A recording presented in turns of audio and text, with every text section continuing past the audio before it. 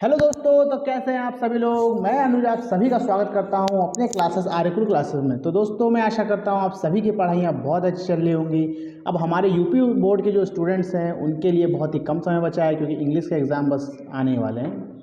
Almost board मतलब start ही होने वाले हैं, 24 फेब से स्टार्ट है। ठीक है, तो बगैर समय को गवाए हम लोग आज की स्टोरी शुरू करते हैं। दोस्तों आज की स्टोरी थोड़ी सी लंबी हो सकती है, इसलिए थोड़ा पेशेंस बनाए रखिएगा। ठीक है, तो चलिए दोस्तों, आज की स्टोरी है दोस्तों एक एलियंस की, मतलब एक ऐसी बुक जिसने पृथ्वी को बचाया एलियन से।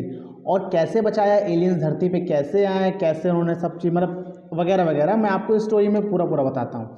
तो देखिए दोस्तों, यह 25 शताब्दी का समय था। पुरातन इतिहास का अजायब घर स्नान है। यह पृथ्वी ग्रह पर 20वीं शताब्दी का कक्ष है। हिस्टोरियन मेज पर बैठी हुई थी। मेज पर मूवी प्रोजेक्टर रखा हुआ है। हिस्टोरियन बताती है कि कैसे पृथ्वी को एक पुस्तक ने बचाया। हिस्टोरियन 20वीं शताब्दी की उत्सुकताओं का स्वागत करती है।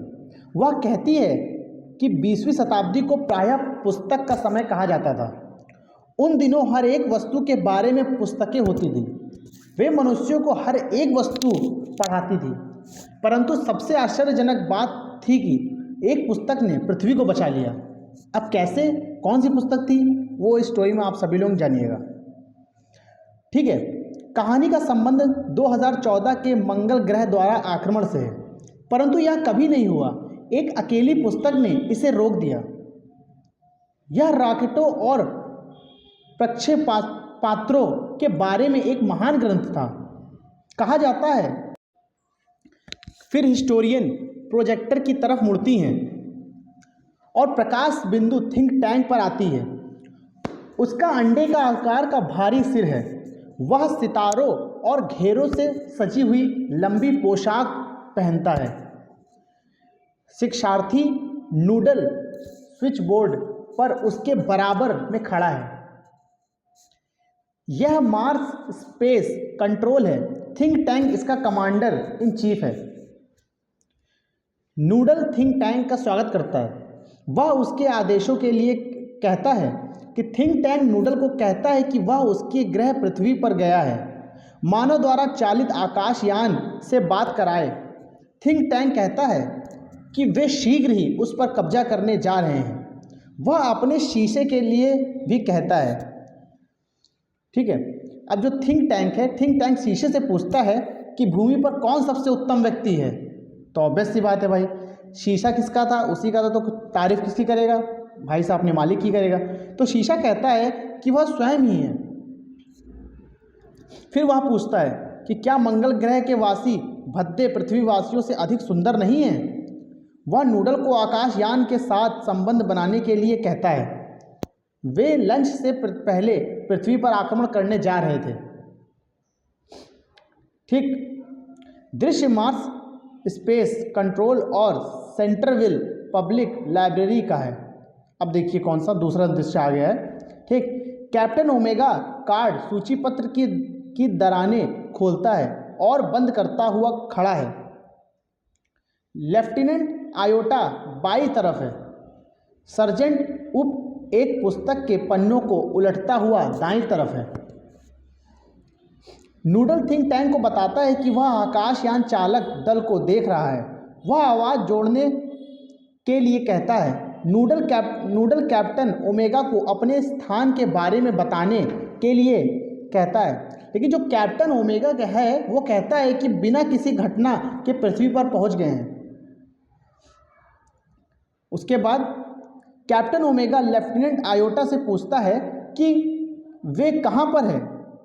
लेफ्टिनेंट आयोटा उत्तर नहीं दे सकती। फिर भी वह बताती है कि वहाँ पर लगभग 2000 अजीब पुस्तकें हैं और स्नान कोई अनाज भंडारण हो सकता है। उप कहता है कि उसने 7 आकाश गंगाएं देखी हैं, परंतु उसने उन वस्तुओं जैसी कोई वस्तु कभी नहीं देखी। वह उन्हें हैट कहता है। ओमेगा थिंक टैंक की सलाह के लिए कहता है, तो थिंक टैंक पुस्तकों पर देखता है।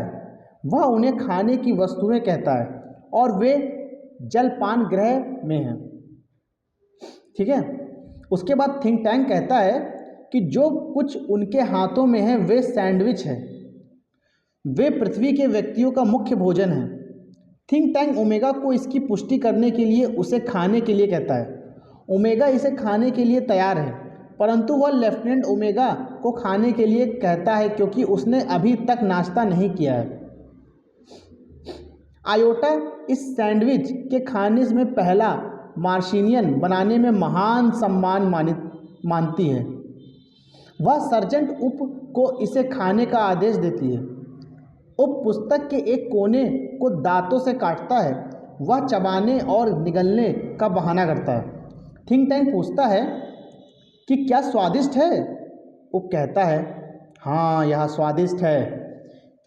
उसे आश्चर्य है कि पृथ्वी के प्राणी इसे पानी बिना कैसे खाते हैं। Oh my God, nice.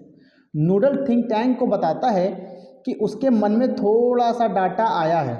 वह बताता है कि पृथ्वीवासी इन्हें खाते नहीं थे, परंतु वे उन्हें संचार के यंत्रों के रूप में प्रयोग करते थे। थिंक टैंक भी इन्हें यही मानता है क्योंकि वह कभी गलत नहीं होता। वह ओमेगा को उन पुस्तकों वह ओमेगा को सुनाने के लिए कहता है। जो मतलब जो पुस्तक थी वो बोलता है ओमेगा से, बेटा ओमेगा इसको सुनाओ। वाह वाह बेटा, बहुत सही बात।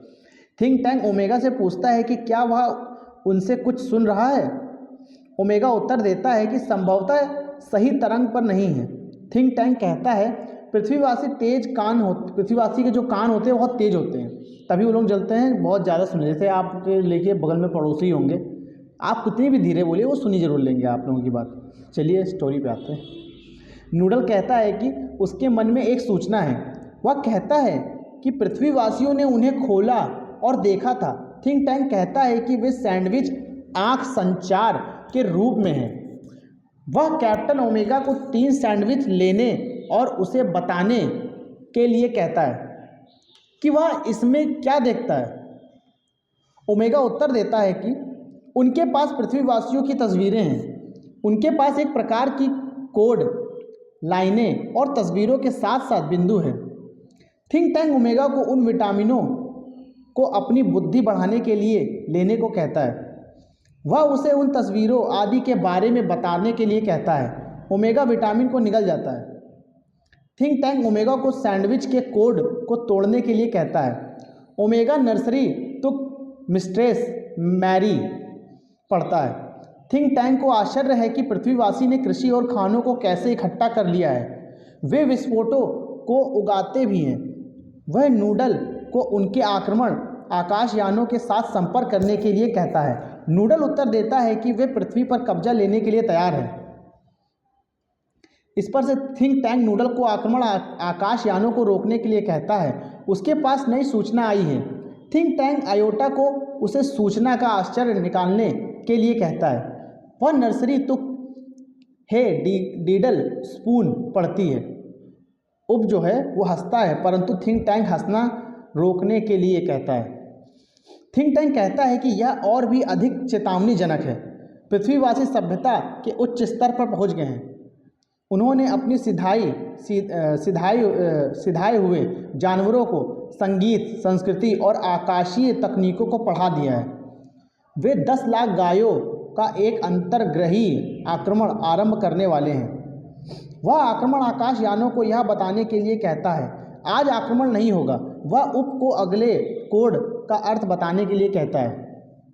मार्स को पकड़ने की दूसरी नर्सरी तुक चेतावनी के रूप में उप अगली नर्सरी तुक हम्प्टी डम्प्टी अगेन पढ़ता हूँ, दोबारा पढ़ता है। वह हम्प्टी डम्प्टी की तस्वीर भी देखता है। थिंक टैंक चिल्लाता है। वह कहता है कि वह यह स्वयं ही है। यह उसका महान और ताकतवर गुब्बारानुमा दिमाग है। वह कहती है कि पृथ्वीवासियों ने उसे देख लिया है। वह उसके पीछे हैं। वे उसे और मार्स सेंट्रल कंट्रोल को पकड़ने की योजना बना रहे हैं। थिंक टैंक नूडल को उसके लिए आकाश कैप्सूल तैयार करने के लिए कहता है। उसे बिना देरी से बचकर भागना चाहिए। वे मार्स पर इस पर कब्जा करने के लिए आ रहे हैं। नूडल थिंक टैंक से पूछता है कि क्या वे कहाँ जाएंगे। थिंक टैंक उत्तर देता है कि वे मार्स से करोड़ों मील दूर चले जाएंगे। वह अल्फा सेंचुरी है। यह करोड़ों मील दूर है। हिस्टोरियन बताती है कि कैसे एक पुस्तक ने संसार को मार्स के आक्रमण से बचाया। हिस्टोरियन जो है वो हास्य रूप में अपने दांत निपोरती है। वह कहती है कि नर्सरी तुक की एक धूल भरी पुरानी पुस्तक ने संसार को मार्स आक्रमण से बचाया। उन्होंने 25वीं शताब्दी में मार्स के साथ संपर्क स्थापित किया। वे मित्र बन गए। थिंक टैंक का स्थान नूडल ने ले लिया। उन्होंने मार्क्स वासियों को पुस्तकों और सैंडविचों के बारे में अंतर पढ़ाया। उन्होंने उनकी राजधानी शहर मार्मोपोलिस में एक मॉडल लाइब्रेरी स्थापित की। परंतु मार्सवासी एक पुस्तक कभी नहीं पढ़ सकते हैं। यह है मदर गुज। तो दोस्तों, आपको स्टोरी कैसी लगी? अगर स्टोरी अच्छी लगी हो तो आप सभी को वीडियो को लाइक करना है, चैनल को सब्सक्राइब करना है। दोस्तों, तब तक के लिए हम लोग कल फिर मिलेंगे इसी वक्त, इसी समय और इसी यूनिट के साथ। मैं आपको एक समरी और इंट्रोडक्शन दिखा रहा हूँ, आप लोग एक बार देख लीजिएगा, फिर मैं आप लोगों से विदा लेता हूँ। ठीक है, जल्दी जल्दी दिखाता हूँ दोस्तों, आज समय ज़्यादा हो गया। Think tank, historian,